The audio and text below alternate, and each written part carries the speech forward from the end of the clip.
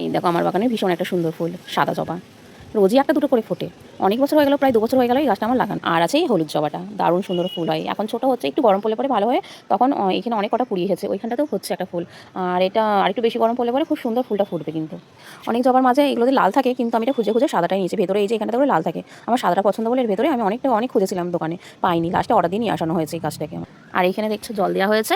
এখানেতে ওই যে ওইখানটাতে এখানে এখানে মিনিমাম মোটামুটি 20টা-25টা মতো এখানটাতে রজনীগন্ধা চারা লাগিয়েছে। আমি গত বছর বললাম না মিট আপে গেছিলাম বহরমপুরে, সেখান থেকে আমি যাইনি, আমার একটা ভাইকে পাঠিয়েছিলাম। সেখান থেকে রজনীগন্ধা, পদ্ম ফুলের আর রেন লিলির চারা দিয়েছিল। একটা থেকে আমার এখানে ভীষণ মোটামুটি 30খানা রজনীগন্ধা চারা বেরিয়েছিল।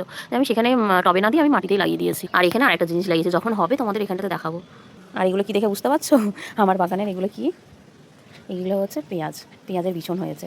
আমি খেতে পারিনি, লাস্টে পেঁয়াজের কলি এত হয়েছিল, লাস্টে এগুলো ফুল ফুটে গেছিলো, দিয়ে আর খাওয়া হয়নি। তাই ভাবলাম এগুলো বিছন লাগিনি, পরে আবার লাগানো হবে, কি বলেন? আর আমার যে লঙ্কা গাছে অনেক লঙ্কার ফুল এসেছে আবার নতুন করে। কি মজা না বলুন, নিজের বাগানে হাতে তৈরি করা সবজি খেতে খুব ভালো লাগে।